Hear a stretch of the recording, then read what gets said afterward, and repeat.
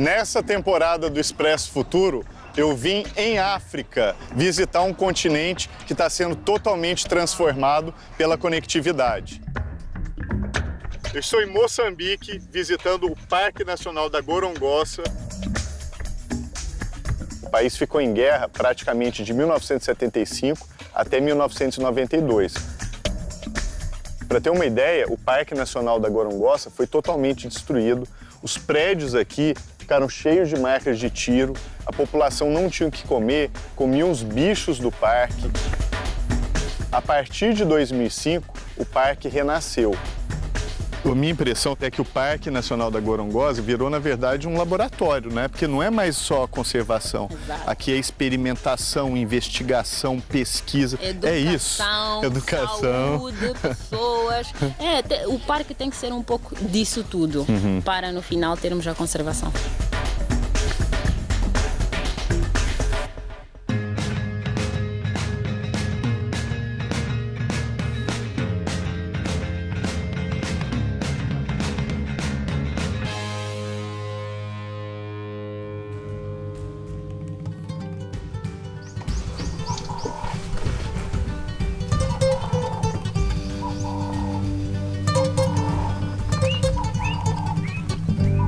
O Parque Nacional da Gorongosa vai muito além da ideia apenas de conservação.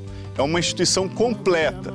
Tem programa de mestrado, pesquisa, faz escavações atrás de fósseis, ou seja, trabalho de paleontologia e também muita pesquisa científica, inclusive em conexão com a comunidade que vive em torno do parque. Ou seja, pensa a natureza a partir também da dimensão humana.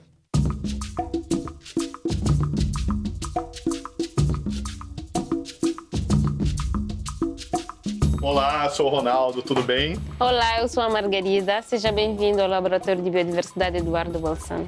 Foi inaugurado em 2013 e nós demos já o nome de Eduardo Wilson em homenagem a este grande senhor, porque foi ele o homem que disse pela primeira vez a palavra biodiversidade. Nós temos o primeiro objetivo, que é a exploração e monitoria da biodiversidade, porque não teremos como proteger uma área sem saber quais são os animais que ocorrem na área e onde é que podemos encontrar.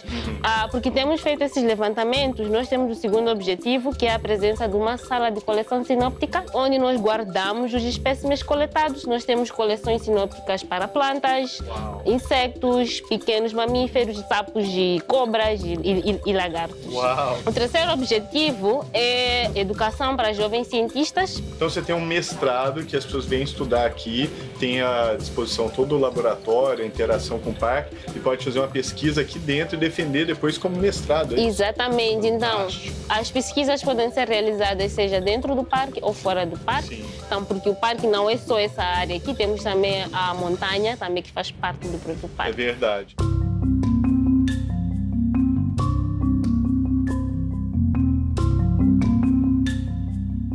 Vocês estão no Laboratório Molecular e Genética. Eu vou falar dos dois projetos que estão sendo desenvolvidos dentro deste Laboratório Molecular e Genética, que é extração química e extração de DNA. A extração de DNA é feita por estudantes do mestrado, assim como estudantes de outras universidades estrangeiras. Por exemplo, nós temos alguns estudantes da Universidade de Princeton que vêm aqui e fazem as suas investigações, os seus estudos e usam o laboratório para poder fazer as suas extrações de DNA. Eu, por exemplo, eu faço extração química, como podem ver, eu já tenho os meus materiais organizados. Já tenho os meus equipamentos organizados, que é para depois começar a desenvolver a extração química. Então tem muita pesquisa sendo feita aqui, né? Pois. E a ideia é pegar o DNA de todas as espécies do parque? Isso depende do que cada um está estudando, do que cada estudante, cada investigador tem o objetivo. Tá. Então eles vão fazendo mais estudos profundos, que é extrações de DNA, que é para perceber mais a evolução do animal, se existem algumas mudanças no animal.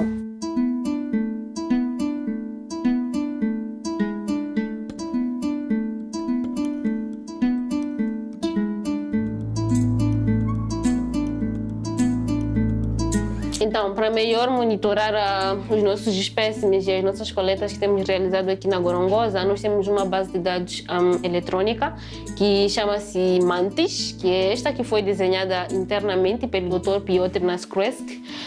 Normalmente tem diferentes formas de procura de dados. Por exemplo, podemos procurar em função do espécime, que é usando o código de barras, usando um espécime, ou podemos procurar a espécie.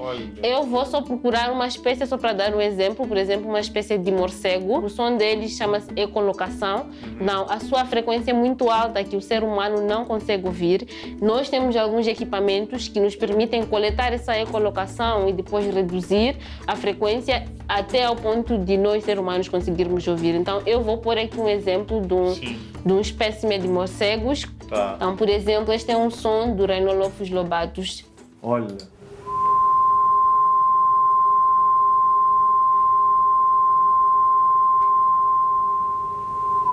Gente, deu até um medo desse morcego. Não, eles emitem esse som para se comunicar entre eles. Imagem deles. Exatamente. A ideia é mais saber, por exemplo, se tem um obstáculo, porque eles não têm uma boa visão. Então, eles usam mais essa ecolocação para poder se comunicar. Incrível. E também para caçar. Então, por exemplo, essa fotografia foi tirada no local, que é uma das grutas. Agora, no futuro, essa base de dados vai estar disponível online, talvez. Sim. No futuro, vamos fazer com que a base de dados seja aberta de uma forma nacional e internacional. Gente, isso é um presente para o mundo. Exatamente. Incrível. Nós usamos os morcegos para poder estudar quais são as doenças que esses morcegos podem dar às pessoas, sem mesmo terem mordido as pessoas. Porque nós temos aqui 50 espécies de morcegos e a maioria delas ocorre na Serra da Gorongosa. E a comunidade lá, ela bebe a água que sai do rio da Gorongosa. Então, e temos lá muitos morcegos dentro das grutas. Além de saber das doenças, queremos também entender o comportamento dos morcegos. Então, esta é a nossa sala. Nossa, que medo.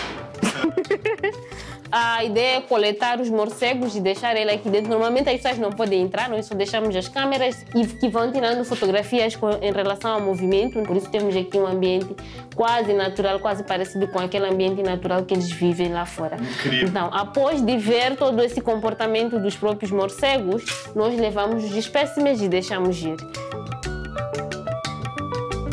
E me conta, Margarida, qual é a sua atividade dentro do parque, aqui hoje dentro do laboratório? Bom, eu sou técnica de Sistema de Informação Geográfica e Base de Dados. O meu trabalho está mais relacionado com a produção de mapas, de criação, por exemplo, de diferentes formas de dados para a comunicação de resultados. Então, temos ido às comunidades fazer o levantamento de dados geográficos usando um dispositivo de GPS ou smartphone, coletamos as coordenadas e no final criamos mapas. E a tecnologia tem ajudado o seu trabalho? Sim.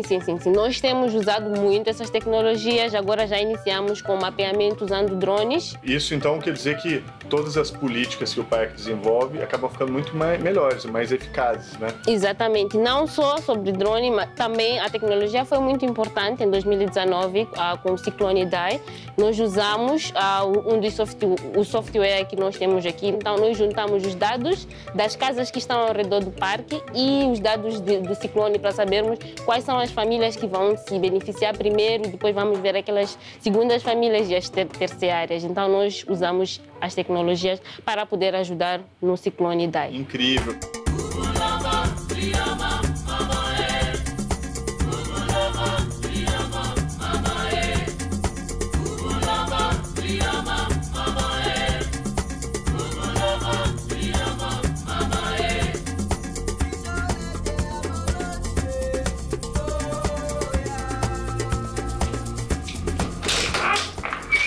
Olá, boa tarde, tudo bem? Olá, boa tarde. Eu sou o Ronaldo, muito prazer. Eu sou Francisca, técnica do herbário. O herbário é o sítio onde guardamos as coleções de plantas secas com seu nome científico. Ou seja, só para explicar para o pessoal, cada tipo de planta que tem aqui dentro do parque, alguém já foi lá, descobriu, pegou uma amostra, colocou aqui nesse objeto e trouxe aqui no herbário. É isso mesmo? Sim, é isso. E se você encontra uma planta que não está catalogada, o que acontece? Uau, isso é uma maravilha! Porque engrandece o nosso esforço também. Ou seja, quando acha uma planta nova não catalogada, é igual ganhar na loteria. Verdade, é isso. Tipo um prêmio. É um prêmio. Muito legal. Ok, Ronaldo, seja bem-vindo ao herbário. Obrigado, Francisca. Inclusive, agora eu entendi porque que você está com um casaco, né? Porque aqui é muito frio. Eu já estou com frio logo depois de entrar. Verdade. A ideia da temperatura baixa é para tirar a umidade e também para manter preservado as plantas que nós temos aqui. Esta fica aqui para nós mostrarmos, porque é uma das mais comuns, né? As palmeiras, né? E o fruto são esses aqui. Arecácea faene. E o nome específico é Faene ventricosa. E é comestível, mas com a concorrência dos babuínos, né? E esse aqui o ser humano pode comer? Sim, os frutos. Ah, os frutos. Que interessante. Só que o babuíno gosta, então ele acaba pegando primeiro. Não encontra. Malandros esses babuínos. E também temos o código de barra para termos essa informação em físico, assim como eletrônico. Quem está no Brasil pode acessar as informações do herbário aqui? É nosso objetivo ainda. Estamos em processo. Ainda estamos a colocar, então futuramente podem. Vai poder. Gente, olha que maravilhoso. Esse tesouro inteiro poder ser acessível, né, para o mundo todo. Francisca, quanto tempo você está aqui já? 10 meses. 10 meses? 10 meses. Nesses 10 meses, quantas plantas você já conseguiu coletar para o herbário?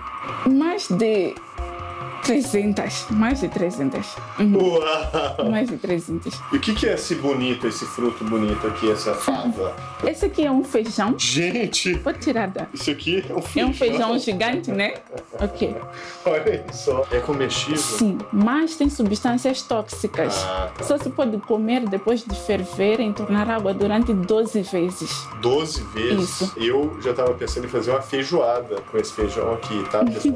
E também acredita-se que esse feijão é mágico. Dizem os habitantes da zona tampão que se colocares o feijão embaixo da sua almofada e dormir, vai sonhar com o seu futuro. Meu Deus do céu.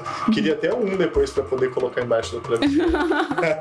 Mas já imaginou se cada um levasse? Não teríamos para mostrar. Ou melhor, vamos deixar no herbário aqui. Sim. Quando tiver o acesso digital, aí eu do Brasil eu imprimo uma foto do feijão e coloco embaixo do meu travesseiro, pode ser? Ok, tá bom.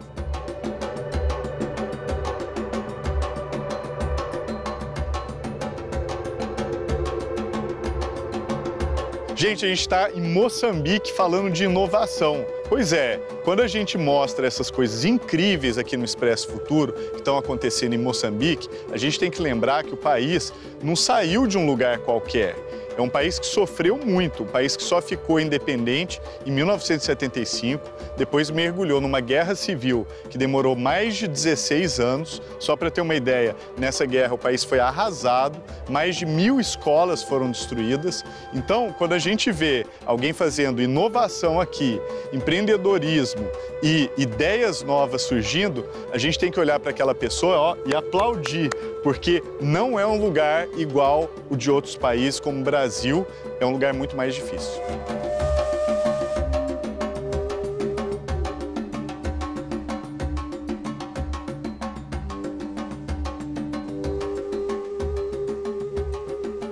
Olá, tudo bem, Jacinto? Eu sou o Ronaldo, como vai? Prazer conhecer, sou Jacinto. E você é da paleontologia? Sim, eu da paleontologia.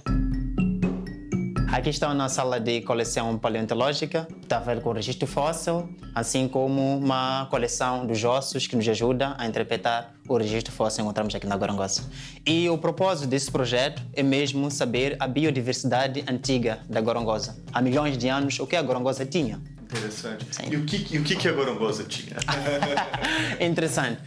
São vários tipos de espécies que nos encontramos, a maior parte deles sobre, neste caso, a parte dos bovídeos, estão a falar daqueles que têm cornos, dos suídos, estão a falar por exemplo, dos porcos, diferentes tipos de espécies, até inclusive conchas de ostras e também dentes de tubarão, dente de tubarão-tigre.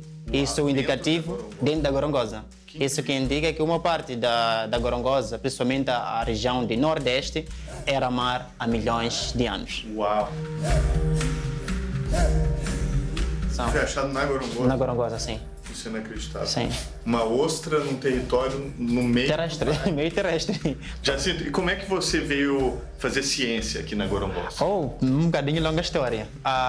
Eu parti da Universidade Eduardo Mondlane, fui enviado para ajudar a equipe de carnívoros no parque em 2016, a salvar os leões dos cabos de aços, dos elefantes, das armadilhas. E depois daí participei naquilo que se chamava na altura Bolsa de Biodiversidade, de investigação da biodiversidade da gorongosa. Durante o processo da Bolsa, estive ligado à professora Susana Carvalho, que é a professora de Oxford, e achou interessante que eu pudesse desenvolver a minha carreira nesta área. Eu também gostei e por essa razão que caí neste lugar. Fantástico. E hoje você é um cientista aqui na gorongosa. Sim, eu exatamente isso. Sou cientista aqui na gorongosa e a minha especialidade é a parte de ossos. Como é que você decide tá bem. o que você vai escavar ali, entendeu? Tá bem. Como é que eu descubro os sítios fósseis? Isso. São várias abordagens. A primeira abordagem que se usou foi com imagem de satélite. Atualmente estamos já a incorporar mais uma outra ferramenta, que é a inteligência artificial. E essa já faz a classificação por ela mesma, que está desenvolvida com o nosso colega, João Coelho. Ou seja, a tecnologia está revolucionando a paleontologia. É exatamente isso. Para estudar o passado, a gente está tendo que usar as tecnologias do presente, talvez até do futuro. E, na verdade, a evolução humana como tal é uma área que envolve muitas disciplinas, interdisciplinaridade. Aqueles que eram formados em medicina veterinária, que sou eu, estou aqui, caí nesta área e estou a dar a minha mão. Outros em história também neste lugar, outro em primatologia. Todos nós trabalhamos lado a lado para descobrir o que era a gorongosa antes e o que isso pode nos dizer em termos de evolução humana.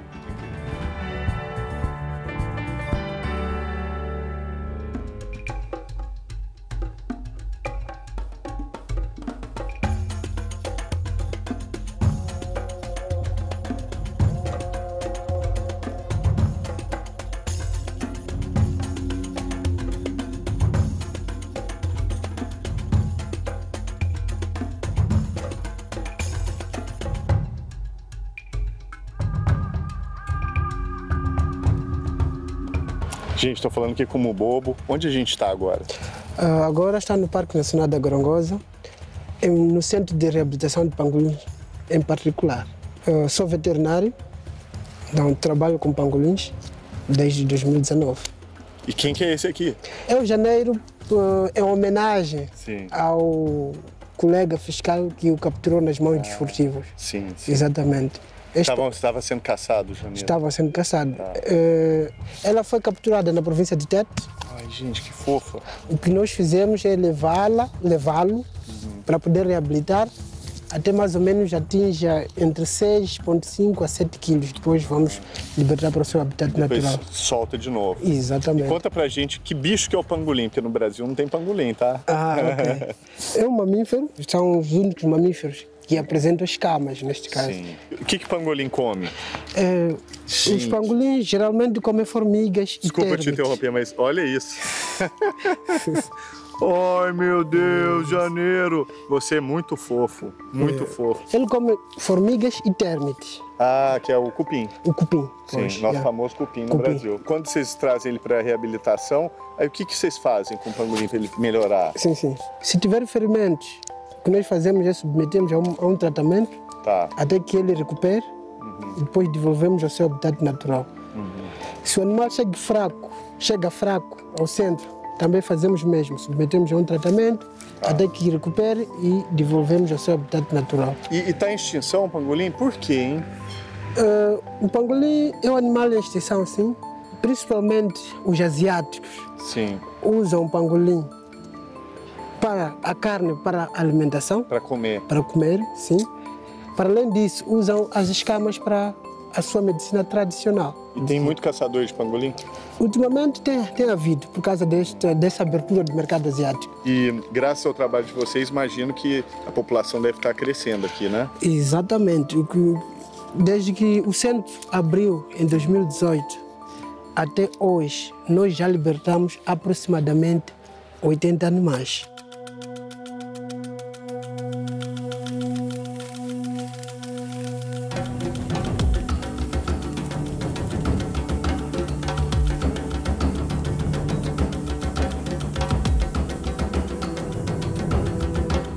O pangolim é o animal mais traficado do mundo. Ah, é? Atrás do rinoceronte. Nossa, por causa Exato. do chifre. Né? Por causa do chifre, exato. O pangolim ocupa o número 2 nesse processo pessoal, de tráfico. Vamos parar de traficar pangolim, né? Esse Exatamente. é o fim da picada. É.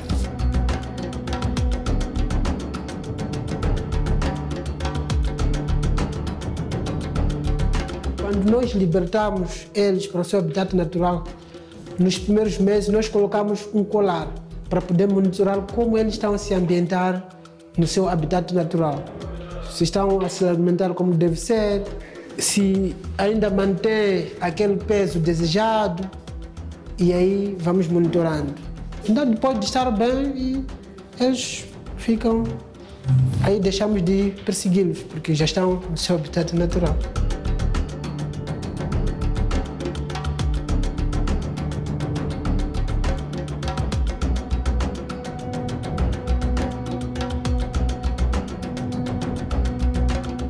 Nós estamos perante um edifício, não é? Que funciona o Departamento da Conservação. Estamos a falar, temos um setor que é de assuntos legais, onde são compiladas todas as informações que têm a ver com a tramitação dos processos, não é? Autos de notícia dos infratores que são encontrados a praticar atividades legais dentro do Parque Nacional da Gorongosa, assim como a Zona Tampão. Esta é a nossa sala de operações, não é? Toda a fiscalização, as operações são desenhadas nessa sala aqui, são planificadas nessa sala. Temos um sistema aqui muito avançado, uma tecnologia de ponta que é AirFrange. Nós conseguimos fazer o monitoramento direto em tempo real, não é? Daquilo que são as atividades da fiscalização feitas no campo.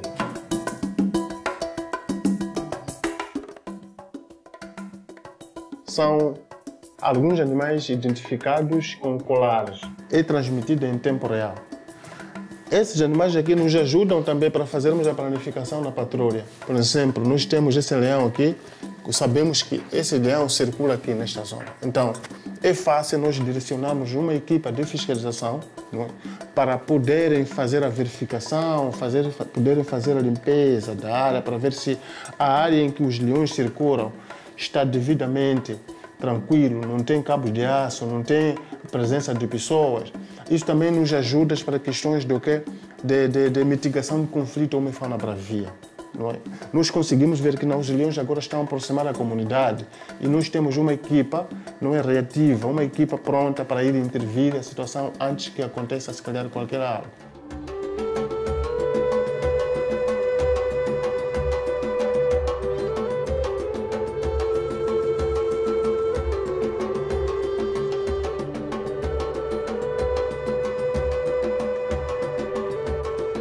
Uma das componentes mais importantes para esta plataforma é mesmo a questão de monitoramento dos próprios animais. Não é? Nós podemos ver, este cenário aqui não é estático. Agora, nos chama a atenção, por exemplo, quando passam uns 2 dias, 2, 3 dias, o cenário no mesmo local. Aí nos chama a atenção. Ou pode ser uma situação em que o animal foi morto, ou pode ser uma situação em que, por exemplo, a coleira caiu do animal. Então, quando isto acontece, a equipa de fiscalização tem que avançar para verificar não é, a situação no terreno. E por ali nós conseguimos ver, por exemplo, quando os mabecos, os leões, quando dão crias, não é? Então, o cenário fica estático. É ali também que a equipa da veterinária vai lá verificar e simplesmente pode encontrar, se calhar, tem crias. Yeah.